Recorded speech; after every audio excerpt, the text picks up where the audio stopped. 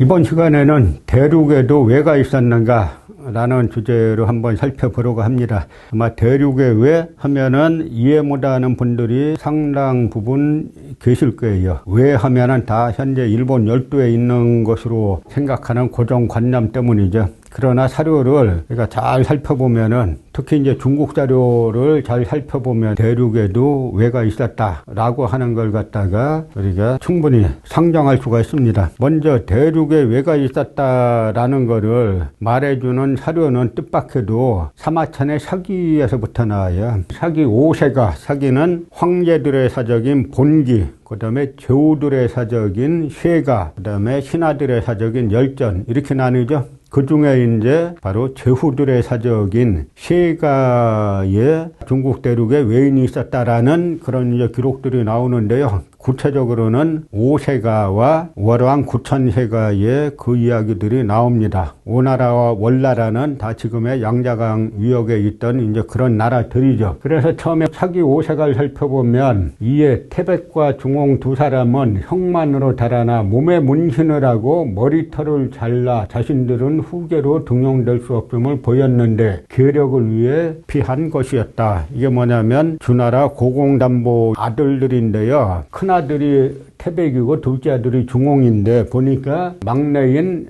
계력에게 천명이 있다는 걸 알았다. 그리고 아버지 고공담보가 왕위를 이 계력에게 물려주고 싶어 하는구나 라는 거를 알았다는 겁니다. 그래서 스스로 형만으로 달아났는데 몸에 문신을 하고 머리털을 잘라, 저 구절이 외인들의 풍습을 말하는 겁니다. 그래서 사기 5세가에 이 태백과 중홍이 간 양자강 일대에 외인들이 있었다는 거를 말해주고 있습니다. 또 하나는 월왕 구천세가인데요. 월왕 구천세가에 보면은 월왕 구천은 그 선조가 우임금의 자손으로 하후 제소광의 서자이다. 회계에 봉해줘 우임금의 제사를 지키고 받들었다. 문신을 하고 머리를 짧게 깎았으며 거친 풀밭을 파헤쳐 읍을 만들었다. 여기도 똑같이 문신을 하고 머리를 짧게 깎았으며 이렇게 나오죠. 이게 바로 고대 외인들의 풍습을 써놓은 거예요. 그래서 삼국지 위서에 동의열전에 왜가 있어요. 이게 삼국지는 오환, 선비, 동의열전 이렇게 되어 있는데요. 그 동의열전에 부여와 고구려, 음노, 한,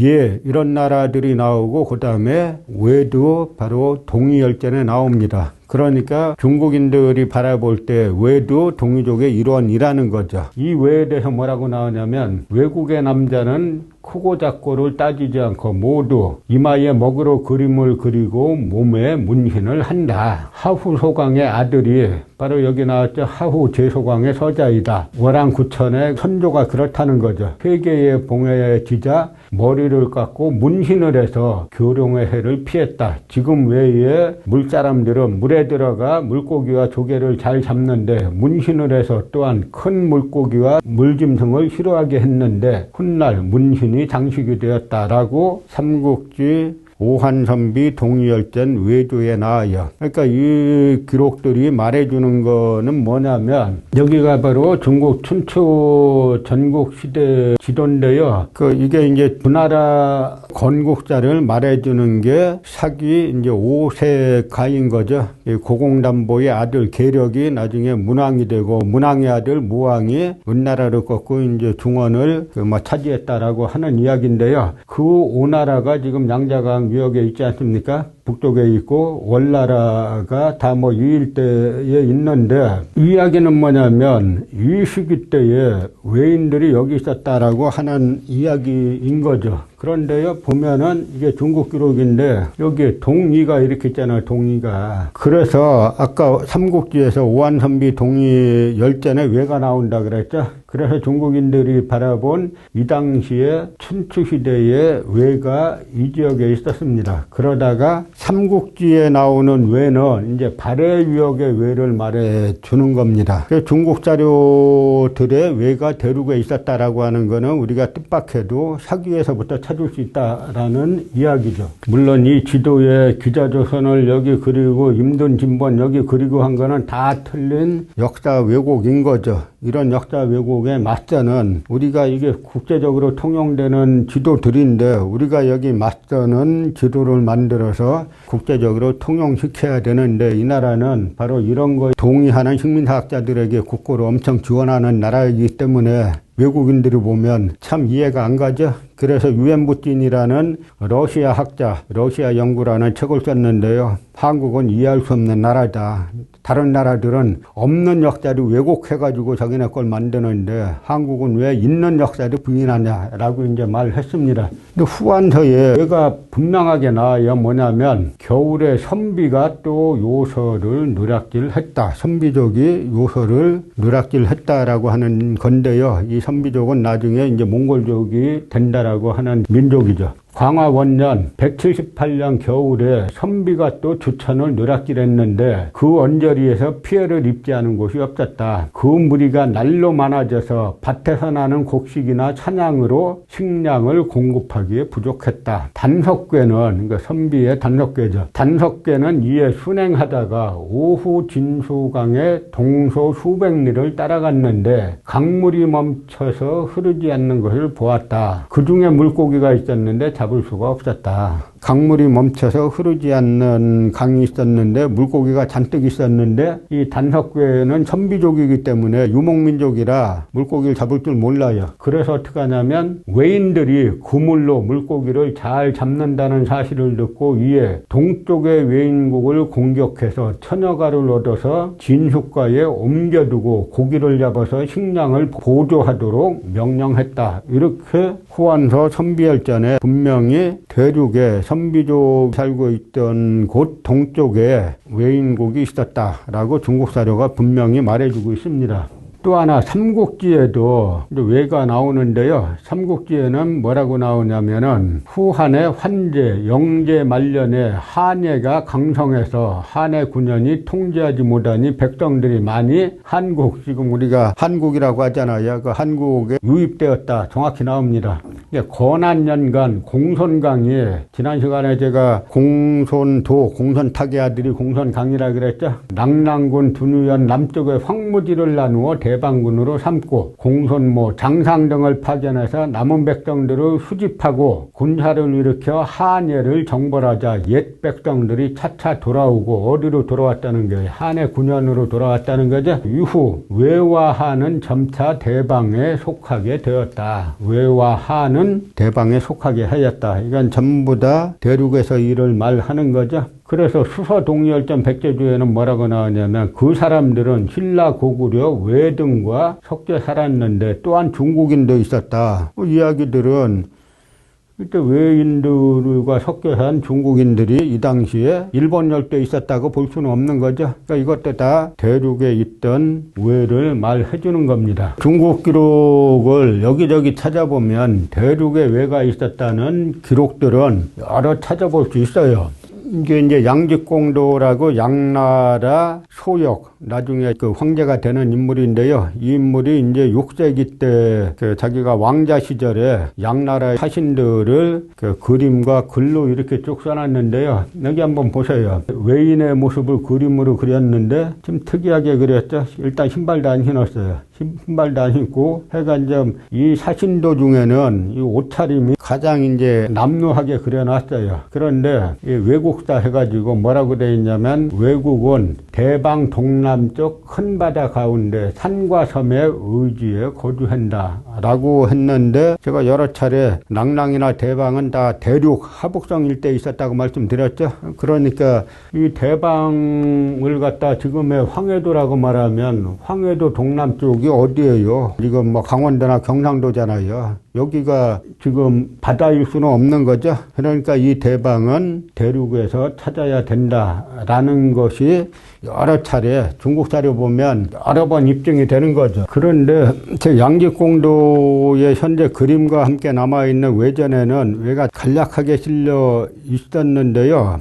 나중에 이 양직공도가 거의 뭐 20세기 무렵에 양직공도에 빠진 글이 어느 문집에 실려 있는 것이 발견된 적이 있어요. 그래서 거기에는 신라를 사라라고 표현하고 있는데 여기에 바로 이제 외 이야기가 나옵니다. 뭐라고 나오냐면 양직공도의 사라국은 본래 동이 진안의 소국이다. 위나라 때는 신라, 송나라 때는 차라라고 했는데 그 실장은 하나다. 혹은 한에 속해 있고 혹은 외에 속해 있는데 라고 나오죠. 그런데 여기에서 말하는 사라는 제가 대륙 신라라고, 이 반도 신라가 아니라 대륙 신라라고 지난번에 대륙에도 신라가 있었는가라는 강의에서 말씀드렸습니다. 그 강의를 이렇게 찾아보시면 되는데요. 이런 식으로 중국 사료에 대륙에 있던 그 외에 대해서도 여러 사료들이 있습니다. 우리가 그래서 이 대륙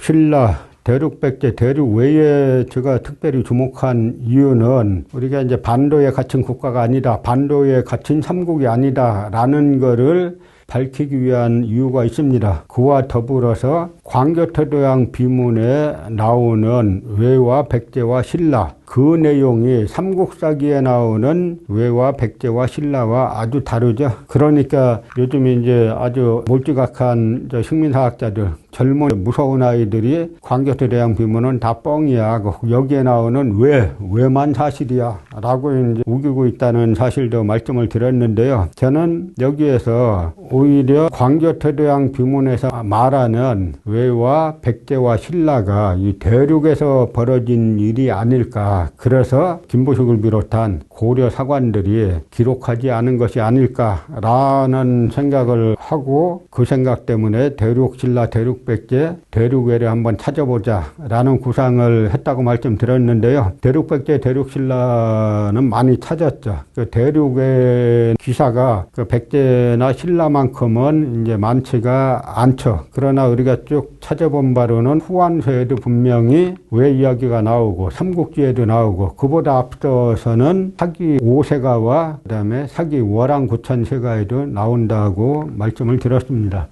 그래서 이 기록들을 보면은 391년 국제적으로 논쟁이 많은 391년 쪽에 보면은 광교토대왕 비문에 백잔 신라는 옛부터 고구려의 송민이므로 조공을 해왔다. 그런데 외가 10여 년 이래 바다를 건너와 백잔을 파하고 무슨 나를 신민으로 삼았다, 이렇게 돼 있는데요. 이 해자에 대해서 국제적으로 논쟁이 대단히 많았어요. 그 논쟁에 대해서는 일본에서 공부했던, 일본의 이제 대학 교수였던 유진희 교수가 일본군 참모본부에서 해자를 조작해 놨다. 그래서 이 글자를 보면 이 글자가 다른 글자도 여기에 딱 맞는데, 네모난 칸을 만들면 딱 맞는데 이 해자는 거 벗어난다는 거예요. 그랬다가 이 왕건군이라는 인물이 있는데요. 이 왕건군이 중국 학자인데 제가 조사해보고 책을 냈습니다. 책을 내고 나서는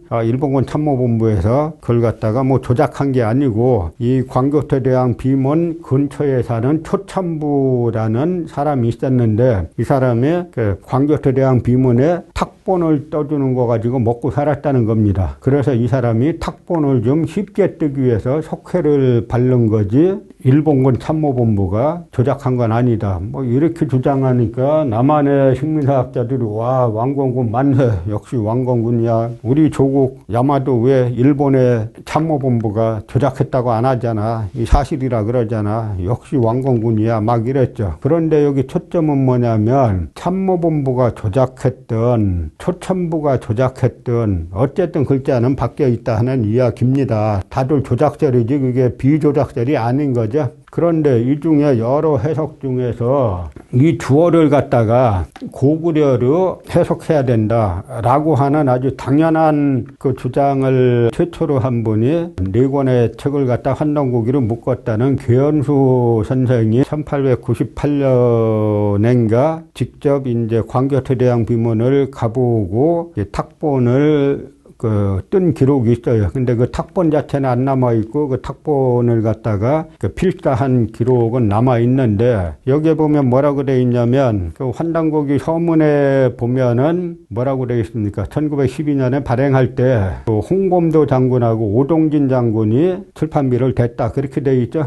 그런 괴연수 선생이 쓴 광개토대왕 능비 증실이라는 글이 있는데 거기 서문에 보면 뭐라고 되어 있냐면 내가 광개토대왕비 보러 간다 그러니까 오군 동진, 그러니까 오동진이 50원을 갖다가 여비로 보태줬다라고 하는 기록이 나와요. 그러니까 이 괴연수 선생과 이 오동진 장군은 아주 밀접한 동지 사이라는 걸 알 수 있죠. 처음에는 환단고기가 발표되니까 식민사학 쪽에서는 괴연수 가짜다, 실존인물 아니다라고 하다가 나중에 이 괴연수 선생이 독립운동가고 그 다음에 일본이 괴연수 선생을 재판도 없이 살해했다라는 이제 기록이 나오니까 그 말은 쏙 들어갔죠. 뭐 그런 건데요. 괴연수 선생이 자기가 이제 탁본 뜬 걸 갖다 글로 옮긴 광개토대왕 능비 증실이 있는데 그건 나중에 시간 되면 제가 한번 말씀을 드리겠고요. 또 하나 북한의 손영종이 중요한데요. 북한의 손영종은 비문을 보니까 이게 해자가 아니라 패자다라고 해석을 했는데 그렇게 되면은 해석이 어떻게 되냐면 신면원 이래 바다를 건너와가 아니라 광개토 대왕이 폐수를 건너 이렇게 해석할 수 있다는 겁니다. 그러면 그 폐수의 위치는 요즘 여러 학설이 있죠. 그러니까 지금의 하북성 나나라고도 하고 지금의 하북성에 또 뭐 청룡하랑 강이 있는데 거기라고도 하고 대릉하라고도 하고 하는데 그렇게 해석을 하면은 광개토대왕 비문에 나오는 이런 나라들이 다들 대륙에 있는 걸로 이제 해석할 수도 있다라는 그런 결론이 나오는 거죠. 그런데 북한의 손영종은 여기를 갖다가 동자로 해가지고 동쪽 신라라고 했는데 이거는 이제 손영종이 대륙에서의 일로 생각하지 않고 반도에서 생각을 했기 때문에 패라고 해석을 했음에도 반도로 해석하는 모순이 일어난 겁니다. 그래서 저는 이자가 해자인지 패자인지는 지금 정확하지 않지만 이 패자일 개연성이 상당수 있다라고 보는 거죠. 그러면 이제 이 싸움 자체가 대륙에서 벌어진 일로 우리가 해석할 수 있게 되는 겁니다. 물론 이제 이런 가설이 성립되기 위해서는 실제로 인정받기 위해서는 여러 중간 단계 설명이 더 필요한 거 그런 중간 단계 설명을 하기 위해서 앞으로 여러 사료들을 더 찾아봐야 되겠죠. 그래서 마지막으로 대륙을 이야기하면서 일본 열도로의 이동 경로로 제가 사료들을 가지고 한번 쭉 찾아보니까 이렇게 되는 거죠. 처음에 사기에서는 이 지역에 있던 걸로 중국 남방 양자강 유역에 외가 있는 걸로 설명이 하고 있고요. 그 다음 기록들은 바레만 유역에 있는 걸로 이렇게 쭉 설명이 되고 있죠. 그러니까 외가 중국 남방에 있다가 삼국지 시대에는 이쪽으로 이전했다라고 볼 수 있고 그러다 이게 쭉 내려와 가지고 뭐 한반도 남부에 얼마나 머물렀는지는 모르겠습니다만 이쪽을 거쳐 가지고 일본 열도로 건너가는 흐름이 하나 있죠. 또 하나 세력은 가야계가 일본 열도로 건너가는 흐름이 있고 또 하나 세력은 이제 백제계가 이쪽으로 해가지고 오사카 유역으로 건너가는 이런 흐름들이 있습니다. 그래서 이러한 흐름들이 만들어져 가지고 일본에서 현재 자기네가 자랑하는 대화외, 야마도외가 이렇게 형성이 되는 거죠. 그래서 원뿌리부터 찾으면 중국 남방에 있던 세력이 이렇게 해서 일본 열도로 건너간 흐름이 있고 그 다음에 가야계와 백제계가 일본 열도로 건너가서 야마도외를 형성하는 이것이 바로 야마도외의 형성사라고 생각하고요. 바로 이 대륙에서 있었던 이쪽 지역에 있을 때 있었던 일들이 중국의 후한산하 삼국지에 대륙외의 존재로 실렸고 양적공로에도 마찬가지로 그렇게 대륙에 관한 기록이 실려 있다라고 볼 수 있습니다.